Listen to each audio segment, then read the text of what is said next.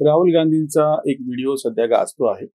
पांडवांबरोबर सर्व धर्माचे लोक होते. बाकीचे ते बोललेले आहेत, पण तेवढाच फक्त मी भाग तुम्हाला दाखवतो आणि तेवढ्यावरचं एक वेगळं विवेचन त्यांच्या या सगळ्या गंमतशीर आणि विनोदी व्हिडिओवरती एक व्हिडिओ सुशील कुलकर्णी यांनी केलेला आहे. तो वेगळा. मी तुम्हाला फक्त एवढा एक दाखवतो आणि आपण त्याच्यावरती हे करूयात. के साथ हर धर्म के लोग थे, के साथ हर धर्म के लोग थे. हा मुद्दा फक्त राहुल गांधी पुरता संबंधित नाहीये. पांडवांबरोबर सर्व धर्माचे लोक होते. ते चुकलेले, त्यांना इतिहासाचं ज्ञान नाही, हे काही परत वेगळं सांगायची गरज नाही. असंख्य वेळा हे घडलेलं आहे. विशेषतः राहुल गांधी, सोनिया गांधी, प्रियंका या सगळ्यांना भारतीय संस्कृती आणि त्याची काही पुरेशी फारशी जाण नाही.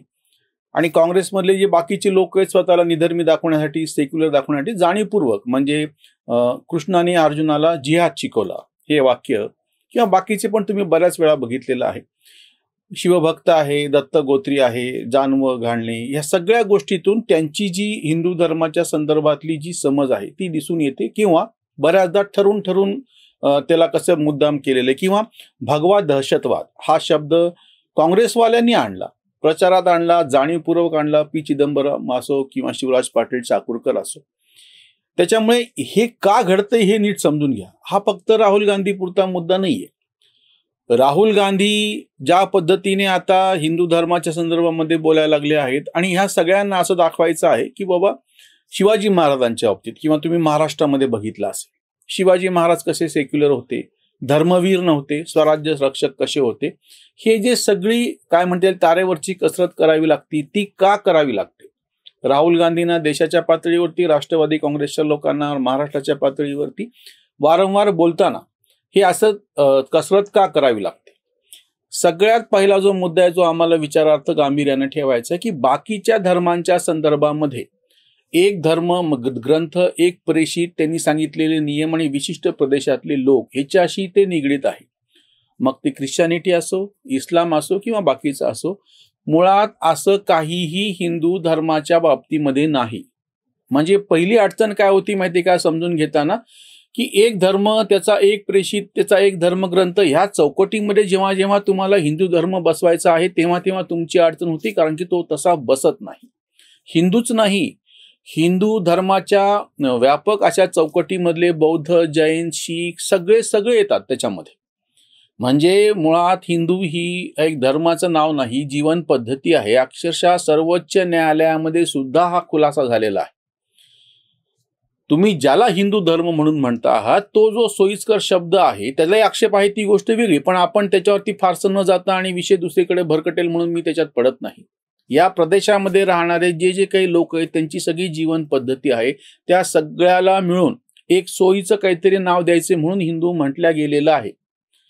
बाकीच्या प्रमाणे हिंदू धर्म म्हणता येत नाही, समजून घेता येत नाही. तसं त्याच्यासाठी एक व्यापकता असावी लागते. हा सगळ्यात पहिला मुद्दा आहे. राहुल गांधीचा तर काही प्रश्नच नाही, त्यांना ते समजून घ्यायचं नाहीये.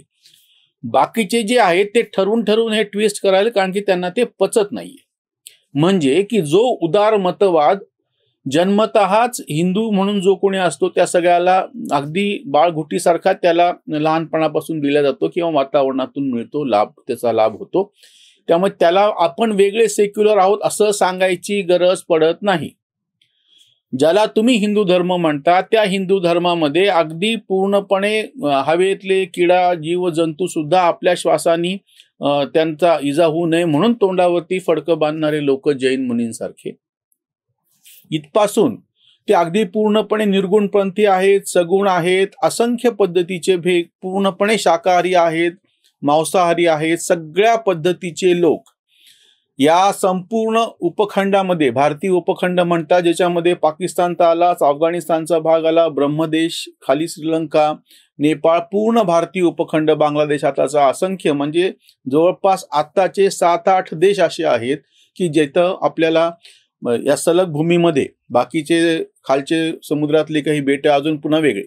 म्हणजे पहिली गोष्ट म्हणजे हिंदू म्हणून या प्रदेशातल्या फार मोठ्या प्रमाणात असलेल्या लोकसंख्येची जीवन पद्धती, ज्याच्यामध्ये बौद्ध पण आले, हे जर समजून घेतलं तरच तुम्हाला तो अर्थ समजेल जो की राहुल गांधींना कळत नाही. एक दुसरी महत्वाची गोष्ट म्हणजे ज्या सेक्युलरिझमच्या नावाखाली हे तुणतुणं वाजवत आहेत. इस्लाममध्ये ज्या पद्धतीच्या आज्ञा आहेत कुराणमध्ये दिलेल्या आहेत म्हणून तो आक्षेप आहे, ख्रिश्चॅनिटीमध्ये आहे म्हणून तो आक्षेप आहे. अशा पद्धतीनं जेव्हा जेव्हा भारतीय ग्रंथांमध्ये, ज्याला तुम्ही हिंदू ग्रंथ म्हणता, आढळलेला आहे त्याचा प्रतिवाद इतरांनी केलेला आहे.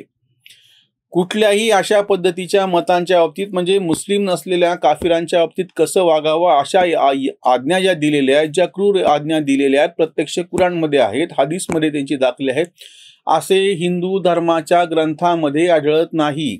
जो हिंदू नाही त्याच्याशी कसं वागावं क्रूरतेने किंवा काय आहे असं काहीही दिलेलं नाही. कारण की जो हिंदू नाही अशा नावाची संकल्पना हिंदूंमध्ये नाही.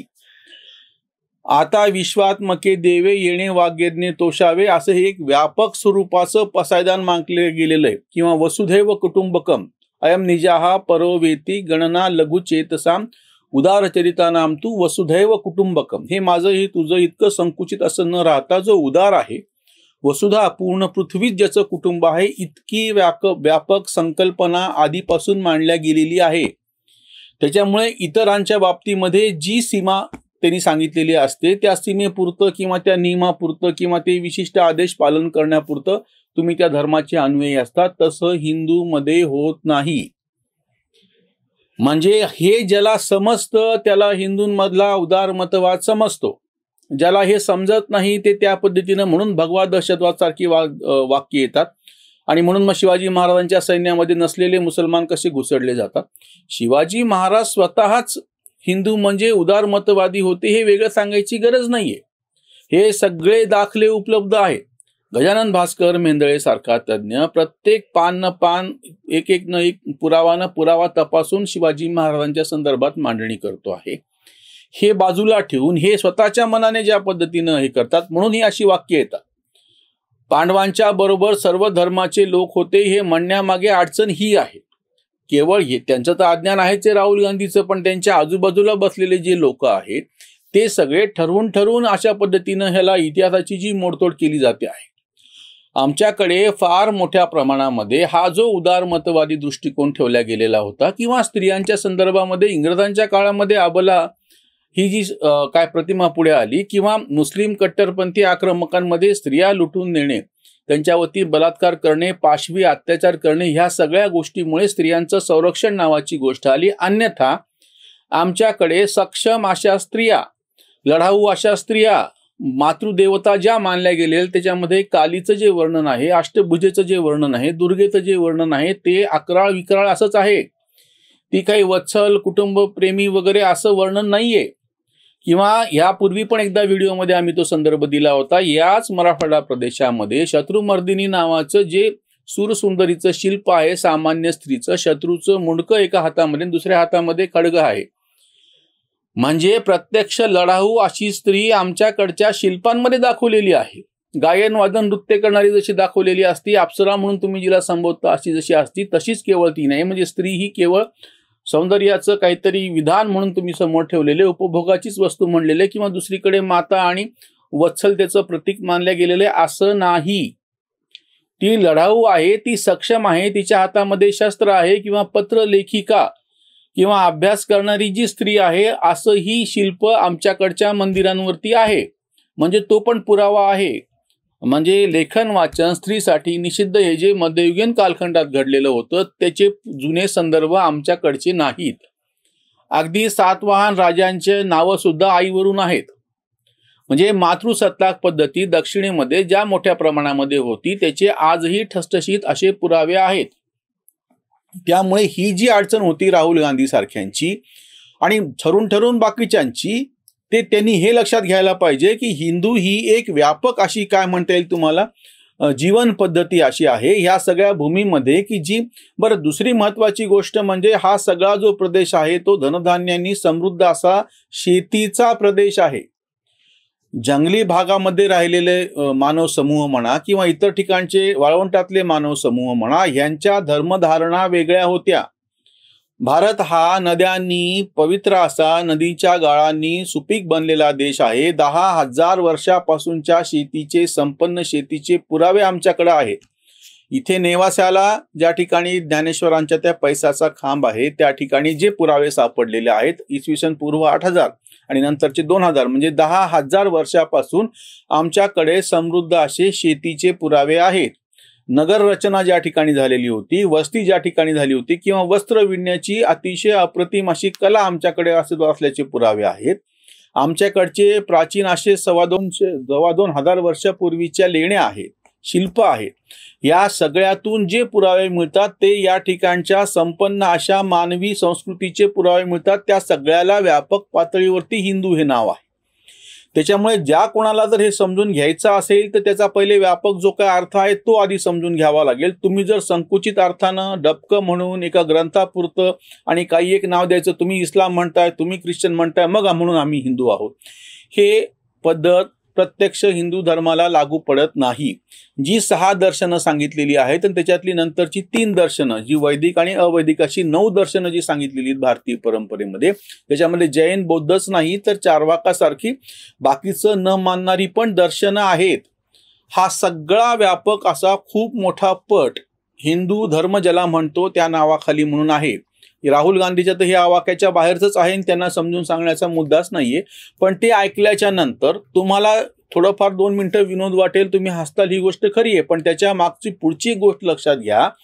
ज्या कोणाला हिंदू धर्म असा शब्द वापरायचा आहे त्यांनी तो इस्लामला, जसा इस्लाम आहे किंवा ख्रिश्चॅनिटी आहे किंवा ज्युइझम आहे, त्याच्या तसाच एक हिंदू असा होत नाही. आणि बौद्ध आम्ही वेगळे मानत नाही. विष्णूच्या 9व्या अवतारामध्ये जवळपास 1000 वर्षापूर्वीच्या ज्या ज्या मूर्ती आढळल्या त्या सगळ्यांवरती 9वा अवतार हा बुद्धच दाखवलेला आहे. या प्रदेशामध्ये मराठवाड्यामध्ये तर बहुतांश केशव विष्णूच्या मूर्तीवरती 9वा अवतार बुद्धच दाखवलेला आहे.